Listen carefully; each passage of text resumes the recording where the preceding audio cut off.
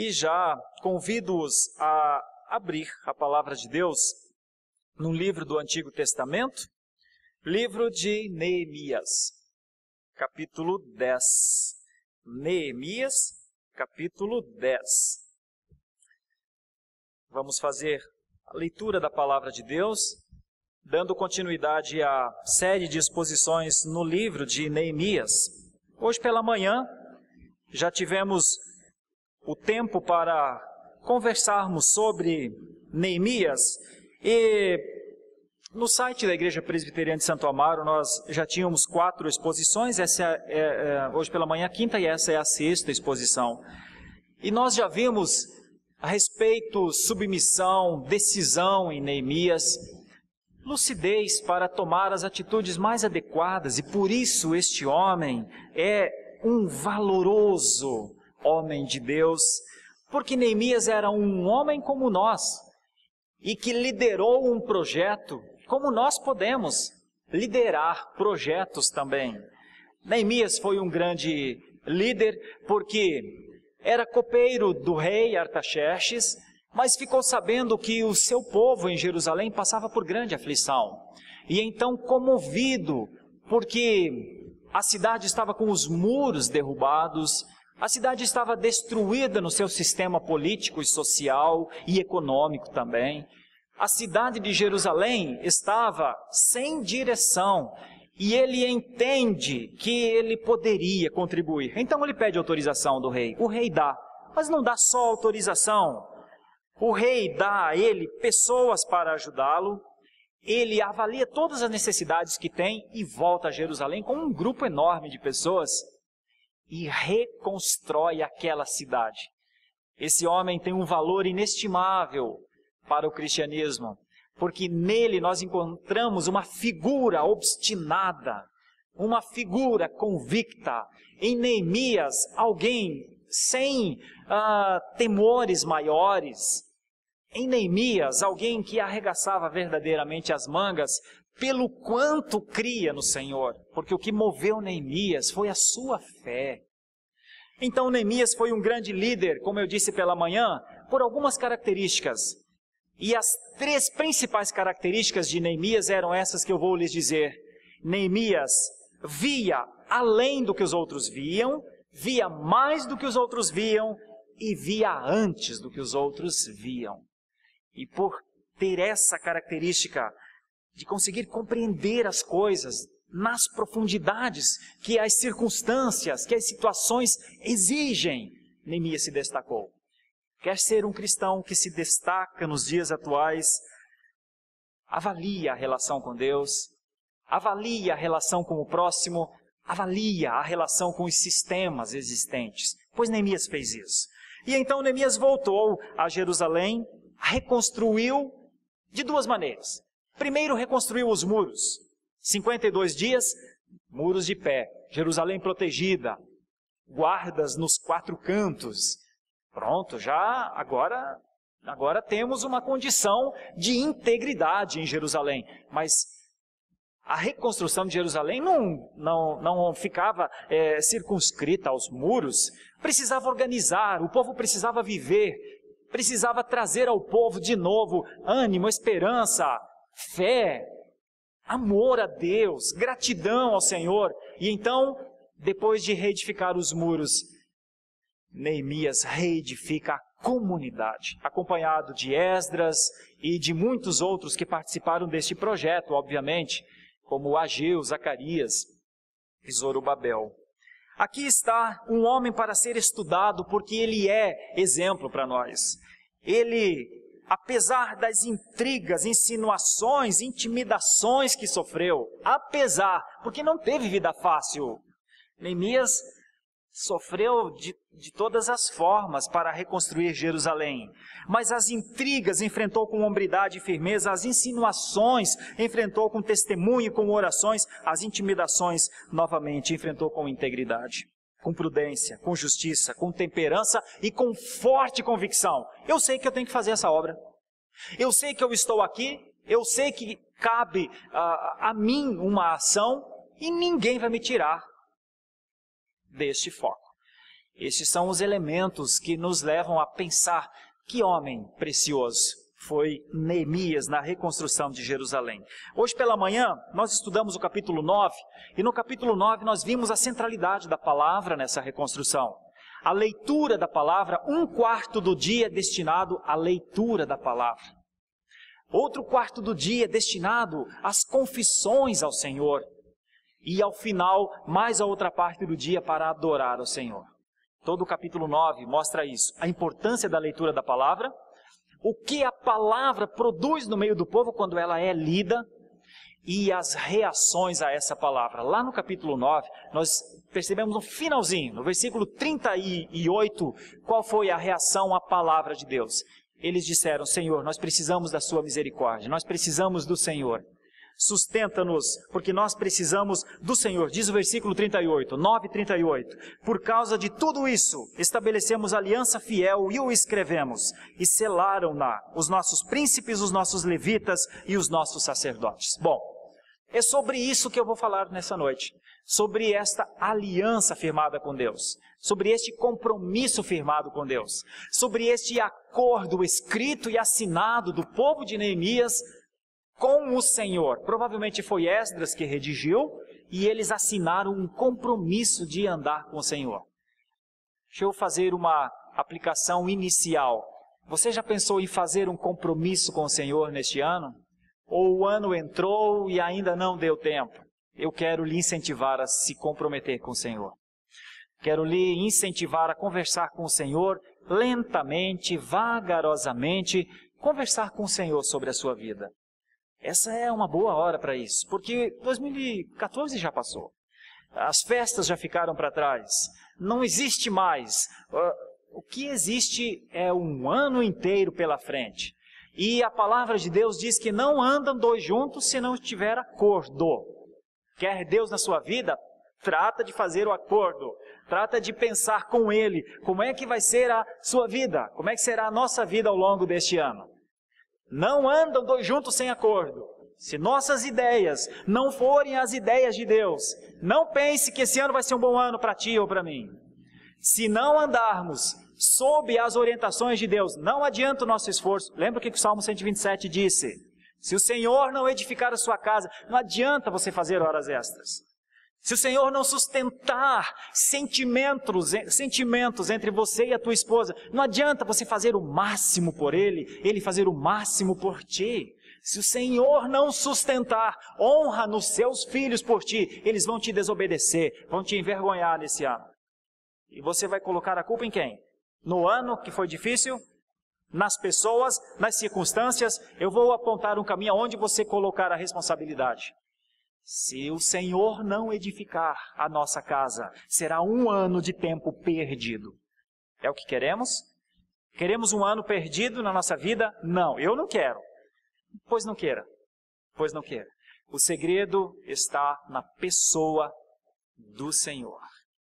E estes próximos versículos do capítulo 10 vão nos ajudar a entender esta aliança que o povo de Deus propôs com o Senhor através de Neemias e de Esdras. Como o próprio povo entendeu que era necessário concordância, redigiram então esse documento e assinaram. Algumas motivações. Ninguém faz um documento assim para se relacionar com Deus sem motivações especiais. As principais motivações que eles tinham, baseado no que já lemos de Neemias até o capítulo 9. Finalmente, eles entenderam o que Deus queria deles. Segunda aplicação que eu faço. Nós já sabemos o que Deus requer de nós nesse ano. Nós já sabemos o que Deus quer da gente. Nós já sabemos como Deus nos quer dentro da nossa casa. Nós já sabemos como Deus nos quer na comunidade. Nós já sabemos como Deus nos quer na profissão que temos. Nós já sabemos como Deus nos quer diante do sistema, diante do país em que estamos, pois eles entenderam, por isso eles redigiram o documento. Eles entenderam o que Deus requeria deles. Você vai entender isso logo para frente. Eles reagiram a eles mesmos Eles descobriram no capítulo 9 que tinham vivido com soberba diante do Senhor, que não queriam fazer acordo com Deus, que não queriam estabelecer regras para as suas vidas. Eles quiseram viver sem regras, por isso eles desobedeceram muito a Deus. Deus agiu com muita fidelidade desde os tempos de Adão, Abraão, Moisés, Josué, desde aqueles tempos mais remotos dos juízes, dos reis, do estabelecimento das 12 tribos. Por todo esse tempo, Deus fiel, livrando-os dos inimigos, ensinando a andar no caminho certo. Nós lemos hoje pela manhã, quando o povo estava em má situação, eles levantavam verdadeiros clamores ao Senhor. Mas quando Deus os atendia, quando a saúde voltava, quando a família ficava bem de novo, quando a paz se estabelecia, esse povo dizia: agora eu cuido da minha vida. E queria andar sem o Senhor, e o Senhor os disciplinava. Pela primeira vez lá atrás, levou-os para o cativeiro de Faraó no Egito. Mas ouviu o clamor do povo lá no Egito, levantou Moisés, que os tira e diz: vamos andar juntos agora, vou levá-los ao deserto, e no deserto me adorareis. Onde me adorar? Adoraram? Não. Reclamaram da comida, reclamaram da água, disseram que melhor era estar com o Faraó do que estar naquele deserto. O Senhor os desamparou? Não. Disciplinou-os, mas nunca os desamparou, nunca. E então eles são guiados por Josué, entram na terra prometida. Que terra maravilhosa era a terra prometida! Mas tinha ordenanças. Não se misturem. Não adorem ídolos pagãos. Tinha ordenanças. Tomem cuidado com aqueles que vão desviá-los da fé. Tomem cuidado. O povo ouviu? Não. E o povo fez tudo isso. Se misturaram com os cananeus, ferezeus, girgazeus, jebuseus, tudo que você puder imaginar. Onde estava a Escritura? Escondida, guardada, ninguém queria saber. Eles queriam, entre outras coisas, curtir, talvez. Lá vem a disciplina de novo. É o segundo cativeiro. Muitos anos agora, sob a mão pesada dos babilônicos. Bom, será que agora aprendemos? Pois esse agora é o ponto. Eles estão voltando desse segundo cativeiro para agora andar com o Senhor. E agora Neemias está escrevendo então a eles. E aqui entra o versículo 10. Eles reagiram ao seu estado de soberba com arrependimento. Eles quiseram nos seus corações trabalhar duas áreas. A família e a igreja, entre aspas. A família, o lar e o templo, o centro de adoração. E o capítulo 10 vai mostrar que esse compromisso, ele está relacionado a essas duas coisas. A família e também ao compromisso público de culto diante do Senhor. Nós vemos, não vou ler aqui os primeiros versículos, até o versículo 27 pelo menos, porque são nomes, você pode ver, são muitos nomes. Está escrito, os que selaram foram, : E aí vem Neemias, porque ele era o governador, logo em seguida Zedequias e todos estes nomes todos, mas só você pode ver quantos nomes são, muitíssimos. Mas do versículo 28 para frente, do 28 até o 39, estes 11 versículos nós vamos pensar um pouco nessa noite. Porque o compromisso está nestes próximos 11 versículos, do 28 até o 39. Quem eram os participantes então? Do 1 até o 27 nós percebemos, sacerdotes, levitas e líderes políticos firmaram um acordo. E logo mais para frente nós vamos ver que não só sacerdotes, levitas e chefes políticos, mas porteiros, cantores e serviçais. Todas as pessoas firmaram o acordo com o Senhor. Agora vamos tentar entender qual é esse acordo. O que eles escreveram, o que eles propuseram para um relacionamento saudável com o Senhor. Qual é o conteúdo deste contrato? Por que este contrato era importante nessa época? Por que ele é importante hoje? Porque eu pedi no começo, faz compromisso com o Senhor. Estabelece um acordo com o Senhor neste ano? À luz destes textos, nós vamos pensar na importância e na necessidade de alguma coisa sólida com o Senhor. A primeira coisa que nós vemos dos versículos 28 até o versículo 30, o assunto era casamento. Versículo 28 para frente, até o 30. O resto do povo, os sacerdotes, os levitas, os porteiros, os cantores, os servidores do templo e todos os que se tinham separado dos povos de outras terras para a lei de Deus, suas mulheres, seus filhos, suas filhas, todos os que tinham saber e entendimento, firmemente aderiram a seus irmãos, seus nobres convieram, numa imprecação e num juramento de que andariam na lei de Deus, e que foi dada por intermédio de Moisés, servo de Deus, de que guardariam e cumpririam todos os mandamentos do Senhor nosso Deus, e os seus juízos e o seu estatuto. E aí vem o versículo 30. Você vai estranhar. Eles fizeram isso.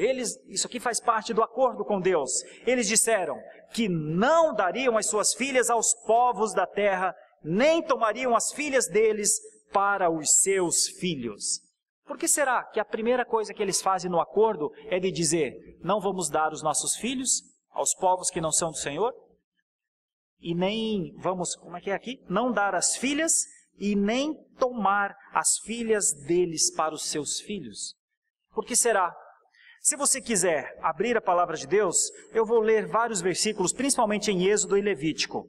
Veja o livro de Êxodo, que é o segundo livro da Bíblia, no capítulo 34, nos versículos 15 e 16. Êxodo, capítulo 34, 15 e 16. Mas daqui a pouco você volta aqui para Neemias. Deixa o seu dedinho ali em Neemias, vai para Êxodo, mas volta. Êxodo é um livro para trás, lá no comecinho, segundo livro da Bíblia. Êxodo 34, versículos 15 e versículo 16. Qual era a grande preocupação? A grande preocupação. O título dessa parte diz: Deus faz uma aliança e admoesta contra a infidelidade. Então Deus diz que faz uma aliança com esse povo, que vai fazer maravilhas no meio deste povo, que este povo verá a obra do Senhor. Apenas ele diz no versículo 11, guarda o que eu hoje te ordeno, eu vou lançar fora de vocês todos aqueles nomes, está aqui no versículo 11, dos povos que não adoravam ao Senhor, ao contrário, levantavam ídolos contra o Senhor. No versículo 12, diz, abstente de fazer aliança com os moradores da terra para onde vais, para que não te sejam por cilada. Então, a grande preocupação de Deus com o povo dele, que estava entrando na terra de Canaã, seria a cilada armada pelo casamento misto. Seria a cilada armada pelos povos da terra para tirar o povo de Deus da adoração. Não tinha a ver com sentimento. Não tinha a ver com integridade, com honra, com honestidade das pessoas. Tinha a ver com culto, tinha a ver com adoração.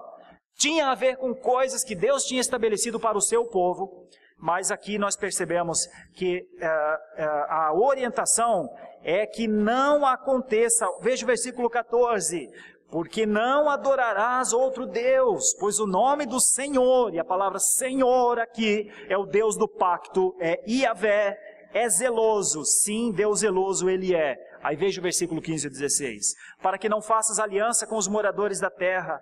Não suceda que, em se prostituindo eles com os deuses e lhes sacrificando, alguém te convide e coma dos seus sacrifícios, e tome mulheres das suas filhas para os teus filhos e suas filhas, prostituindo-se com os seus deuses, façam que também os teus filhos se prostituam com os seus deuses. Não farás para ti deuses fundidos.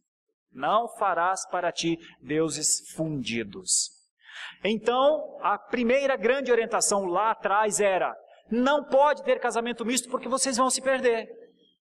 Não pode casar com quem não adora o Senhor porque vocês deixarão de adorar. Não confiem na força de vocês. Houve exceções, irmãos. Houve exceções. Mas essa era a regra geral. Essa era a regra plena. Essa era a instrução. A instrução era, as famílias precisam crescer adoradoras. As famílias não podem crescer apenas procriadoras. As famílias são núcleos aonde há culto. E em um lar que não haja o entendimento do Senhor, jamais haverá culto. às vezes nem em lares, com o entendimento de quem é o Senhor, há culto. E quando eu falo culto, não é aquele momento assim, meia hora de culto. São atitudes, culto de vida, irmãos. Alguns se atêm a um momento e porque fazem a oração das 6 horas, passam o resto do dia pensando pecados, fazendo coisas contra outras pessoas, alimentando seus ventres do egoísmo. Então não é isso. Não é o culto de um momento, embora seja útil, mas é muito mais. É muito mais. E é aqui que eles então respondem. Por isso está, veja o que diz o versículo 30. Voltando agora lá para Neemias capítulo 10. A primeira coisa no acordo com o Senhor, na volta para a terra, a primeira coisa que eles voluntariamente dizem é o que está em Neemias 10, versículo 30. De que não dariam as suas filhas aos povos da terra, nem tomariam as filhas deles para os seus filhos. Você sabe o que é isso, meus irmãos? Eles voltaram à palavra. É só isso. O grande entendimento desse versículo é que eles conseguiram voltar à palavra e firmar um acordo com o Senhor. Vamos constituir uma nação, sim, separada para o Senhor. Pode não ser fácil, mas se o Senhor pede, o Senhor quer, não é pesado para nós. Vamos fazer. Primeiro passo do acordo com Deus. Aí vem o segundo passo. Note, tem a ver com o descanso. Primeiro, a família. Depois, o descanso. Veja o versículo 31, o que eles propõem. De que trazendo os povos da terra no dia de sábado qualquer mercadoria e qualquer cereal para venderem, nada comprariam deles no sábado, nem no dia santificado, e de que no ano 7º abririam mão da colheita e de toda e qualquer cobrança. Ora, mas por que eles estão propondo isso? Por que eles, voluntariamente, no acordo com Deus, estão propondo que vão respeitar o dia de descanso? É porque estava escrito que era para fazer assim. Veja em Êxodo novamente, versículo 20. Êxodo 28. Meus irmãos, a melhor coisa que tem é fazer o que o Senhor pede. Às vezes fazemos coisas erradas porque não sabemos o que o Senhor pede. Às vezes atravessamos anos sem saber o que o Senhor requer de nós. Mas note a diferença quando o povo entende o que Deus requer dele. E quando entende o que Deus requer dele, faz até acordo, até contrato para dizer, Senhor, nós vamos cumprir o que o Senhor está falando. Olha o que está escrito no versículo 8 até o versículo 11. Lembra-te do dia de sábado para o santificar. 6 dias trabalharás e farás toda a tua obra. Mas o 7º dia é o sábado do Senhor teu Deus. Não fará nenhum trabalho, nem tu, nem o teu filho, nem a tua filha, nem o teu servo, nem a tua serva, nem o teu animal, nem o forasteiro das tuas portas para dentro. Porque em 6 dias fez o Senhor os céus e a terra, o mar e tudo o que neles há, e ao 7º dia descansou. Por isso o Senhor abençoou o dia de sábado e o santificou. Durante todo o Antigo Testamento, preservava-se essa ideia do sábado. Na ressurreição de Jesus Cristo, a Igreja Apostólica estabeleceu esse dia de descanso, este Shabat, que é a ideia de descanso, no primeiro dia da semana, no domingo. Porque o Senhor ressurgiu no domingo, porque os apóstolos começaram a fazer os cultos de adoração no domingo, e porque hoje, nos dias atuais, inclusive, o mundo inteiro considera o domingo o dia do descanso. Mas tem que ter um dia do descanso. Nos dias atuais, nem sempre as pessoas conseguem que o domingo seja o dia do descanso, mas tem que ter um dia de descanso. E isso não estava sendo observado. E a inobservância desse tempo de descanso, 6 dias de trabalho, 1 dia de descanso, configurava um pecado ao Senhor. Ou seja, até trabalhar demais é pecado. Tem que ter descanso. E eles firmam o contrato. Nós vamos cuidar do descanso, mas eles chegam a dizer não só do dia do descanso. Porque quando olhamos para as Escrituras, se você olhar ainda um outro texto da Palavra de Deus, veja no mesmo livro de Êxodo, só 3 capítulos para frente, Êxodo 23, versículos 10 e 11. O descanso não é um dia na semana só. O sábado não é só um dia na semana. O sábado também tem a ver com meses. Veja. 6 anos, está escrito em Êxodo 23, versículo 10. 6 anos semeará a tua terra e recolherás os seus frutos. Porém, no 7º ano a deixarás descansar. e não a cultivarás, para que os pobres do teu povo achem o que comer, e do sobejo ou das sobras, comam os animais do campo. Assim farás com a tua vinha e com o teu olival. Esse é o sábado da terra, que não tem a ver com o dia, mas tem a ver com o ano. Então o Shabat de Deus é importante, é necessário. Eu não vou ler aqui por conta da exiguidade do tempo, mas nós temos inclusive o ano do jubileu, que é depois de 50 anos, ainda um tempo de descanso.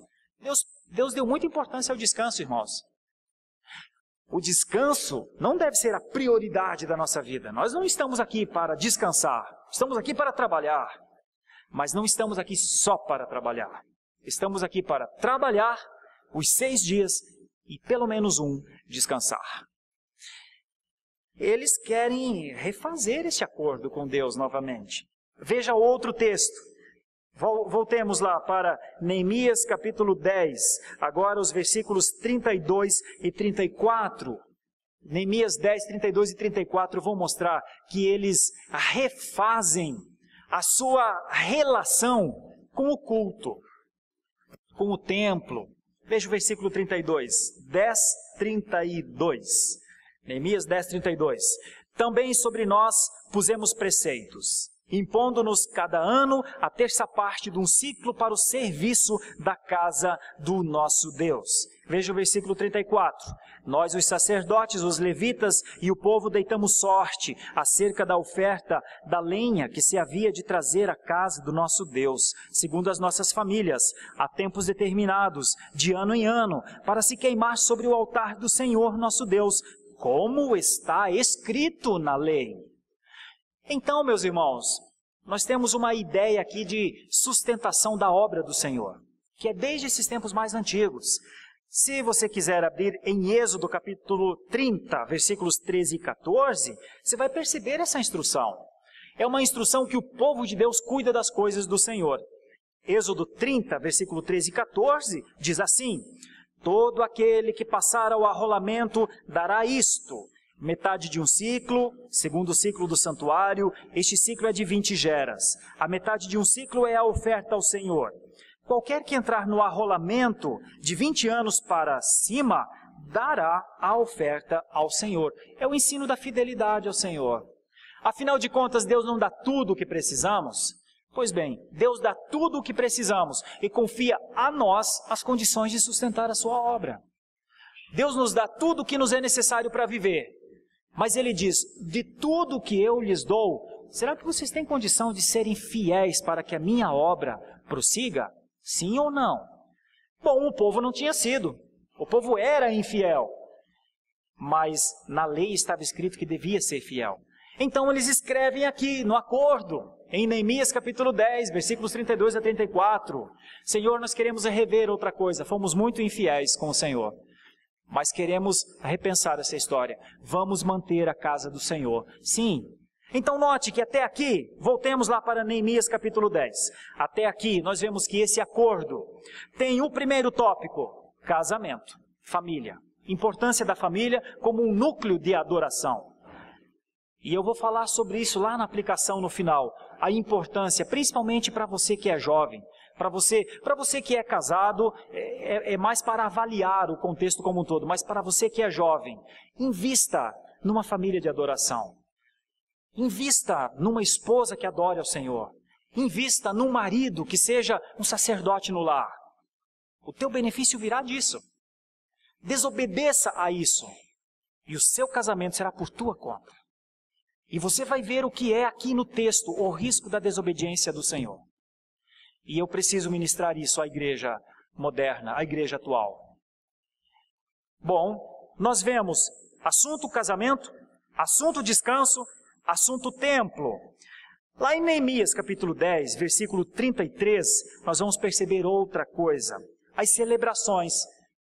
Eles agora queriam fazer um novo acordo acerca da celebração. Diz o versículo 33, e para os pães da propiciação, e para a contínua oferta de manjares, e para o contínuo holocausto dos sábados e das festas de lua nova, e para as festas fixas, e para as coisas sagradas, e para as ofertas pelo pecado, e para fazer expiação por Israel. e para toda a obra da casa do nosso Deus. Por que eles estão agora querendo rever até o jeito que eles faziam festa diante do Senhor? Porque estava escrito também. Se você quiser, abra em Levíticos, versículo 24. Levítico 24, versículo 5.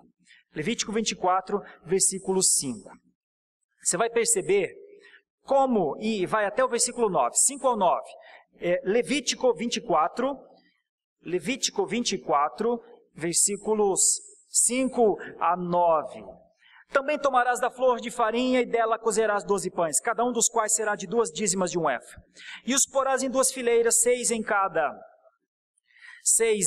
fileira, sobre a mesa de ouro puro perante o Senhor. Sobre cada fileira porás incenso puro, que será para o pão como porção memorial, é oferta queimada ao Senhor. Versículo 8, em cada sábado Arão os porá em ordem perante o Senhor, continuamente da parte dos filhos de Israel por aliança perpétua. E serão de Arão e de seus filhos, os quais comerão no lugar santo, porque são coisa santíssima para eles, das ofertas queimadas ao Senhor, como estatuto perpétuo. Se você, voltando lá para Neemias capítulo 10, agora versículo 36, você vai perceber a ênfase na dedicação pessoal, na consagração. Porque eles agora também querem consagrar-se ao Senhor mais do que antes. Veja o que diz, eu estou tratando do contrato, do plano de acordo com o Senhor. Eles voluntariamente escreveram todas essas coisas. Diz no versículo 36, os primogênitos dos nossos filhos e os do nosso gado, como está escrito na lei, e que os primogênitos das nossas manadas e das nossas ovelhas traríamos à casa do nosso Deus, aos sacerdotes que ministram nela. Por que eles estão agora querendo consagrar os seus filhos ao Senhor? Porque estava escrito na palavra de Deus e eles tinham esquecido. E está escrito em Êxodo 22. Se você quiser abrir, Êxodo capítulo 22, versículo 29. Êxodo capítulo 22, versículo 29. Está escrito lá atrás, há muitos anos atrás, centenas de anos atrás: não tardarás em trazer ofertas do melhor das tuas ceifas e das tuas vinhas. O primogênito de teus filhos me darás. Da mesma sorte farás com os teus bois, com as tuas ovelhas, 7 dias ficará a cria com a mãe, e ao 8º dia me darás. Ser-me-eis homens consagrados, portanto não comereis carne dilacerada no campo, deitá-la-eis aos cães. Por conta das leis civis e cerimoniais da época, a grande instrução é consagração. Eles tinham esquecido de se consagrar ao Senhor, meus irmãos. Mas agora que voltaram à terra, depois do segundo cativeiro, percebem que precisam refazer o acordo com o Senhor. Esqueceram-se de coisas que não deveriam ser esquecidas. E nós já vimos pelo menos 5 coisas. Eles tinham perdido a noção de que tipo de casamento Deus queria. Eles tinham perdido a noção da administração do descanso. Eles tinham perdido a noção do compromisso com o culto. Eles tinham perdido a noção das celebrações. Eles tinham perdido a noção sobre a consagração. Realmente era um povo que voltava à sua terra, mas completamente equivocado na sua relação com Deus. Precisa ajustar. Não pode deixar a relação equivocada com o Senhor se perpetuar. E aí vem a última, e eu talvez me detenha um pouquinho mais sobre ela, que tem a ver com a fidelidade.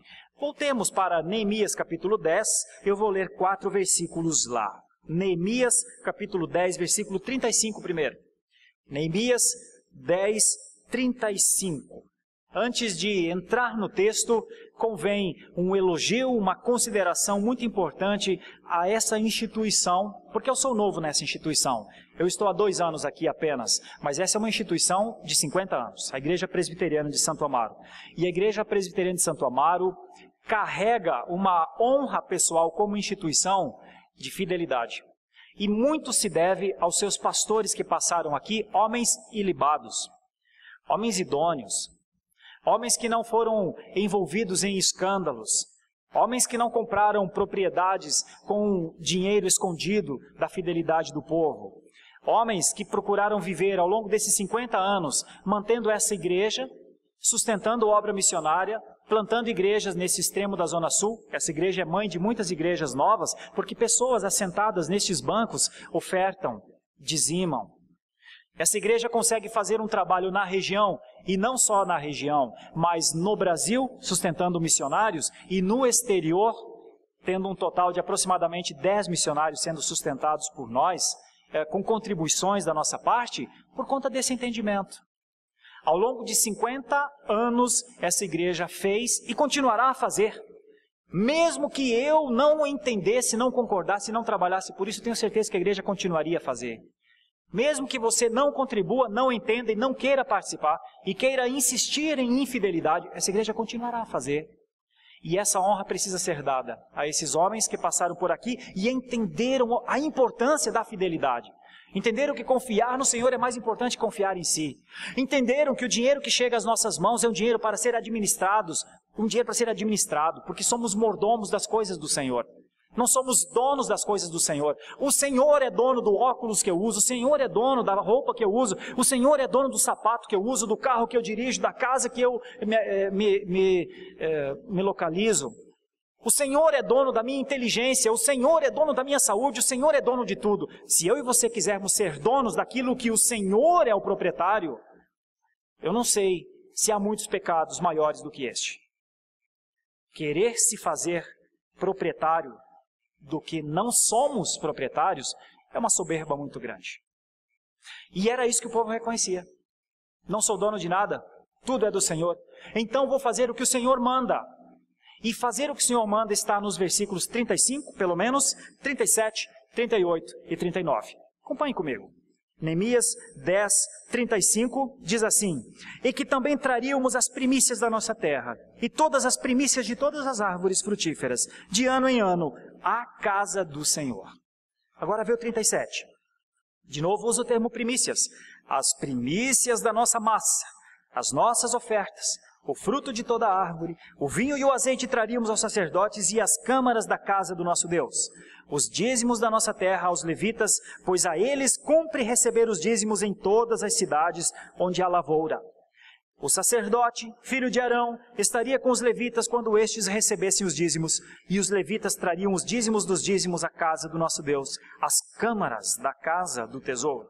Porque aquelas câmaras, os filhos de Israel e os filhos de Levi devem trazer ofertas do cereal, do vinho, do azeite, porquanto se acham ali os vasos do santuário, como também os sacerdotes que ministram, e os porteiros, e os cantores, e assim não desampararíamos a casa do nosso Deus.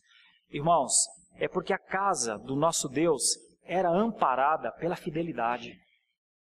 A casa do Senhor Deus dos céus e da terra não é amparada por sistemas políticos, por sistemas econômicos, por governos. Nós não queremos e não precisamos e não devemos ficar debaixo de um governo. Se neste momento um governo chegasse aqui e dissesse: nós vamos sustentar a Igreja Presbiteriana de Santo Amaro, nós teríamos de dizer: não.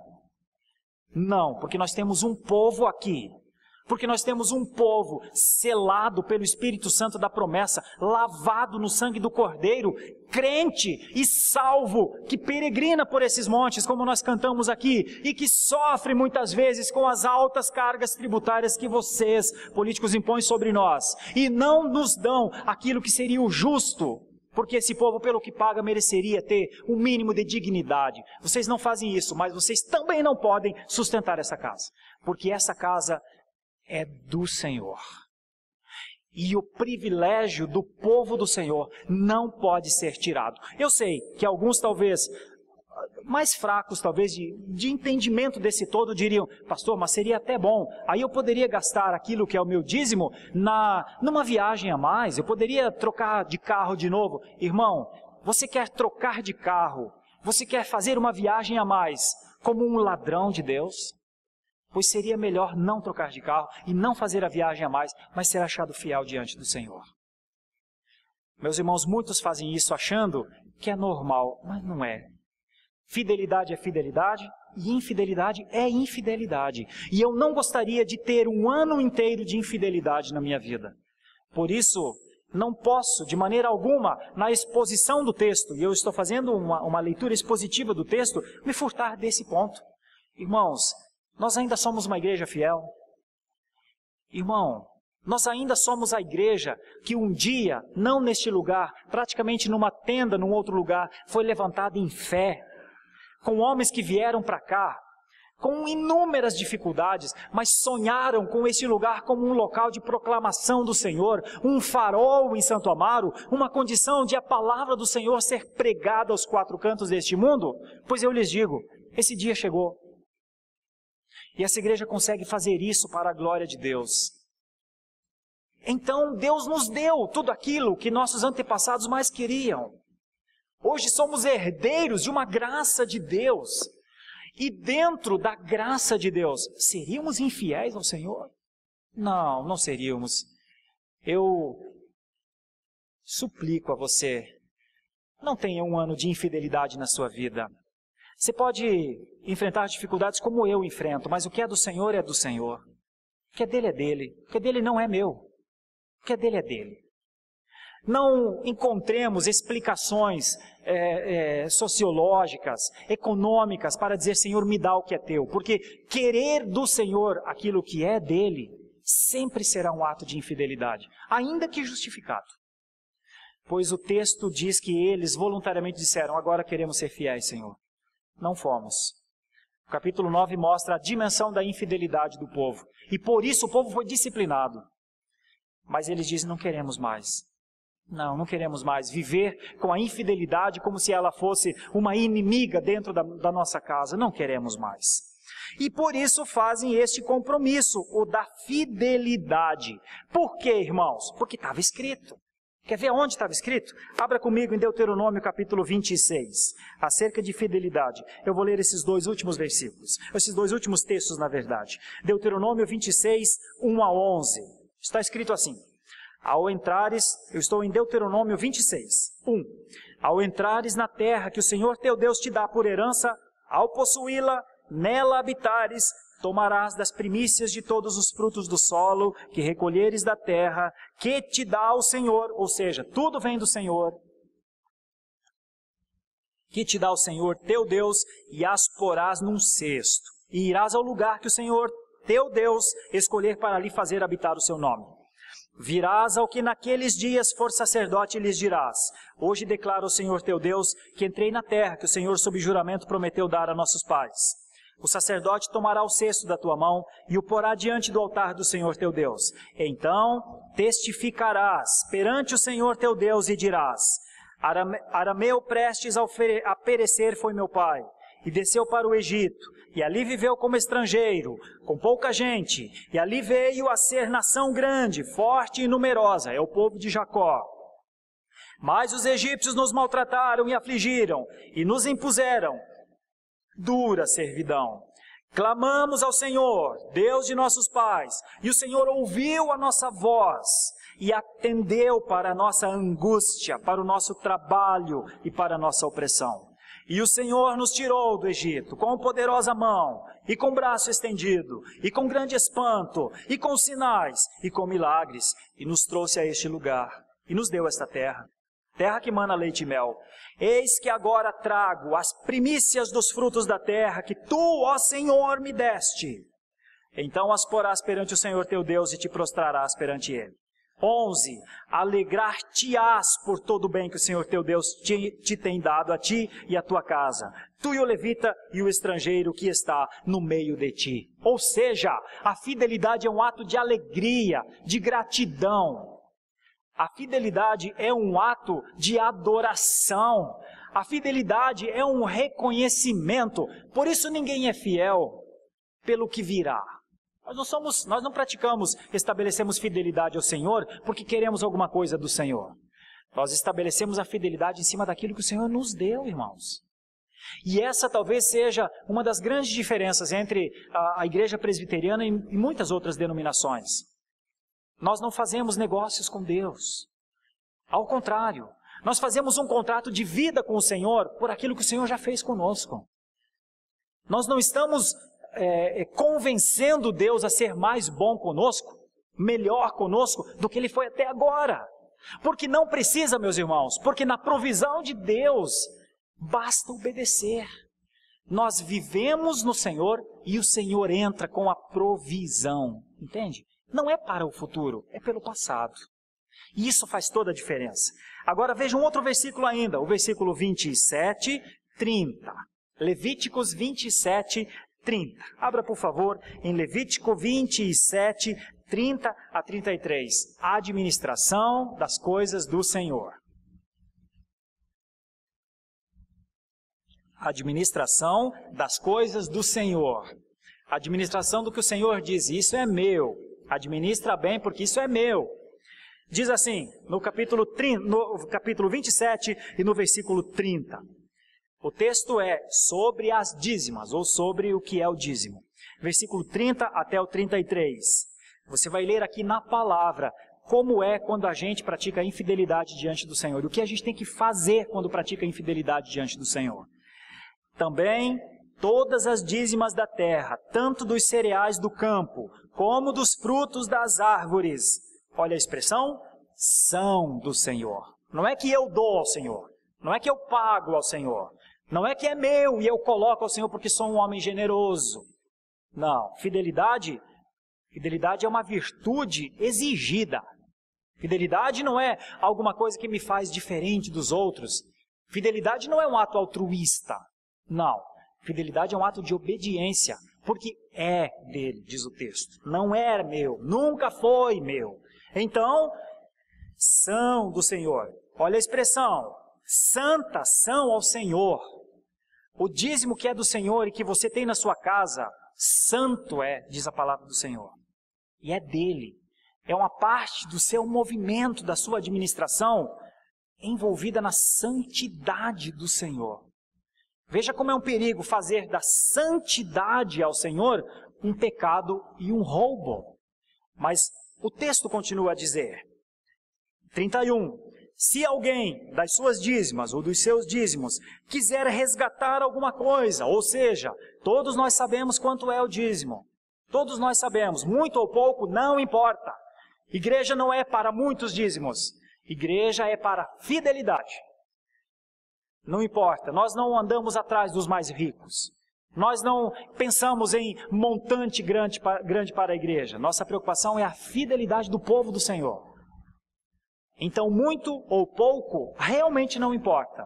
Não é porque eu tenho muito dinheiro e sou fiel no muito dinheiro que eu sou melhor aquele senhor, aquela senhora que ganha quase nada, mas é fiel no pouco em que ela tem para administrar. Então o texto diz, se alguém quiser ficar com um pouco do que é santo e é ao Senhor, quer ficar com um pouco disso?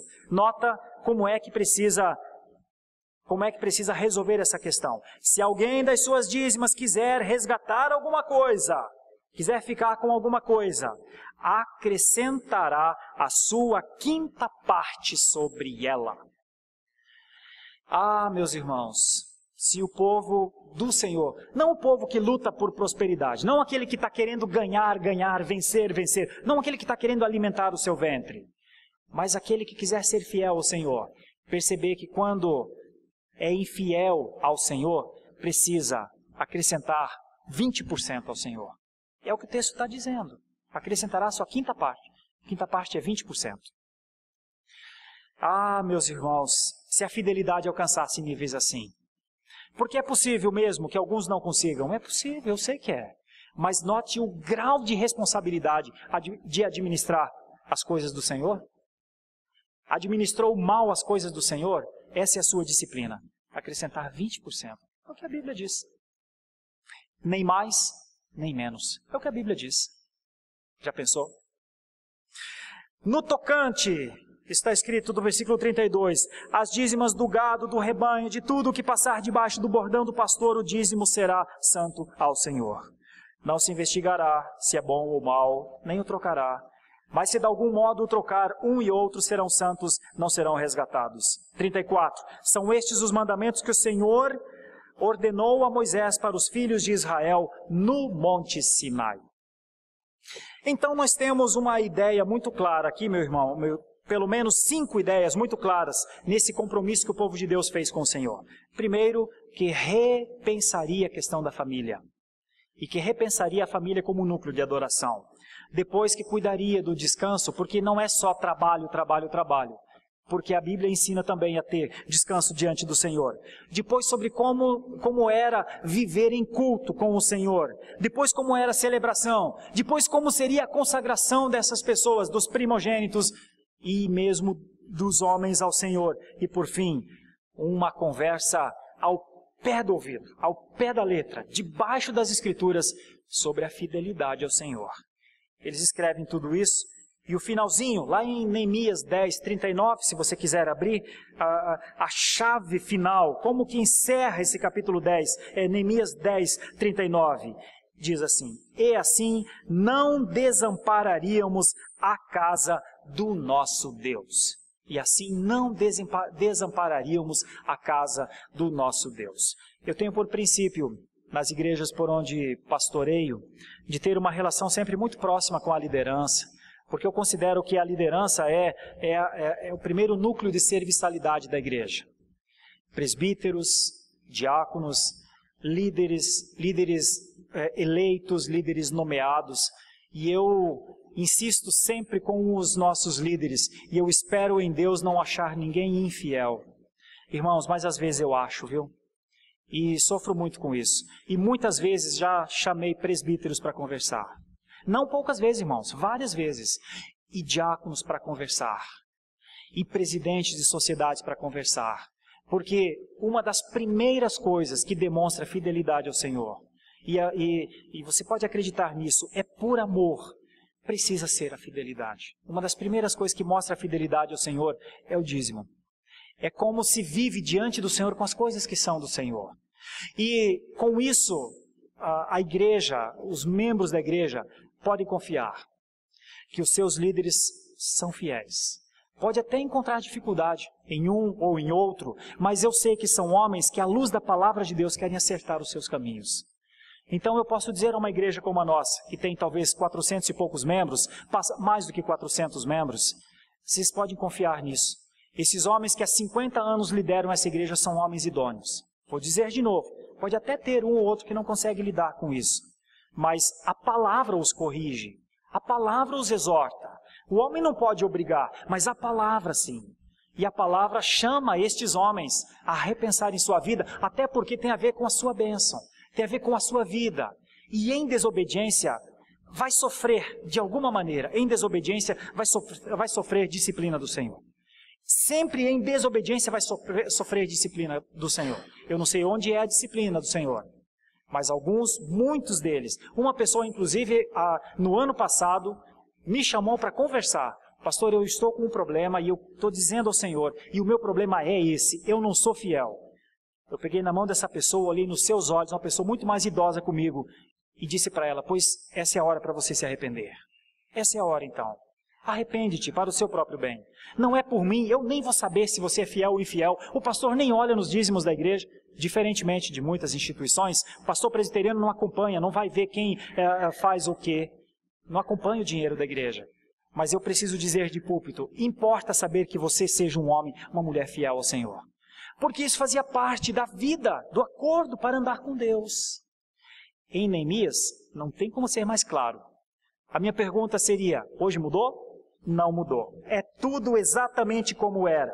O que aconteceu, voltando a Neemias capítulo 10 e concluindo essa meditação, qual foi o grande ganho do povo de Neemias com este contrato assinado? Eles se submeteram à autoridade da Escritura. Essa que foi a diferença.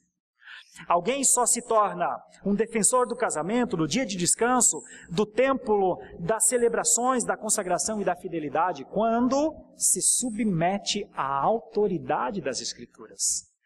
Mais do que isso, eles reconheceram suas faltas, lamentaram e pediram mais uma oportunidade para viverem com o Senhor.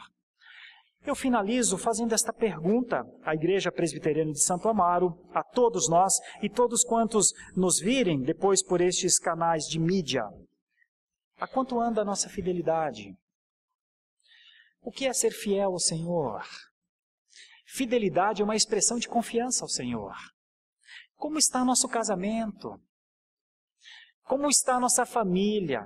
Com isso não estou querendo dizer que não teremos problemas lá, mas os problemas podem ser muitos. A forma de resolver é sempre uma, com o Senhor nas nossas casas. Como estão nossos atos de culto? Qual a prioridade que damos à adoração ao Senhor? Como está a nossa consagração pessoal? Por isso, eu fiz a pergunta no começo. Você já fez seu compromisso com Deus? Você já se comprometeu com o Senhor ao longo desse ano? Pois faça. Estabeleça com o Senhor o que você quer fazer em relação ao que você conhece de Deus. Porque se não conhecer a Deus, é muito difícil dialogar com Ele. Mas se você o conhece, sabe quem Ele é, faz compromisso com Ele, faz aliança com Ele. Acredite, o final do ano de 2015 será melhor do que foi o seu início. Acredite, nós só estamos começando o ano. Creia no Senhor, creia só nele. E você verá isso lá no final. Talvez testemunhará aqui no nosso culto de virada de ano. Talvez testemunhará, Senhor, eu fiz um propósito com o Senhor. Porque assim é Deus. Ele disse, prova-me e verás se eu não abro as janelas do céu para você. Que o Senhor nos ajude e nos dê fé para compreender quem é esse Deus e o que Ele requer de nós. Vou orar e em seguida vamos ministrar a ceia do Senhor. Grande eterno Deus, só por fé para compreender essas coisas, porque sem fé nós não conseguiríamos compreender a importância da família para o Senhor. Não o bem-estar da família, mas como um núcleo de adoração. Sem fé não conseguiríamos. Sem fé não conseguiríamos compreender como devemos cultuar ao Senhor, que chegamos a um domingo à noite aqui para adorar ao Senhor, para ouvir da Tua palavra e para pensar em como está a nossa vida. Sem fé, também não conseguiríamos exercer a fidelidade. Aliás, fidelidade vem da palavra fé. Então, quando temos problema com fidelidade, não é só com fidelidade que temos problema com fé.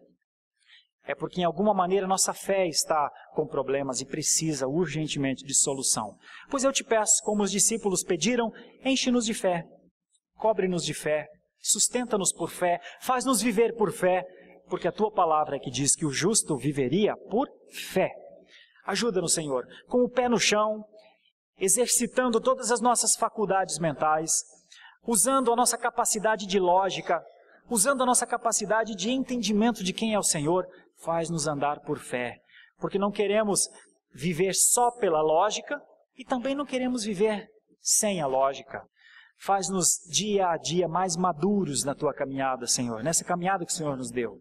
Por isso nós oramos, em um ano que está começando, mas nós temos tanta esperança, Senhor, que pode ser um ano excelente para as nossas vidas, para as nossas casas e também para a nossa instituição, que tanto tem a fazer ainda pela Tua obra, Senhor, e pela Tua causa. Por isso eu oro, pedindo perdão pelos nossos pecados e querendo, neste primeiro domingo deste ano, fazer um compromisso público com o Senhor.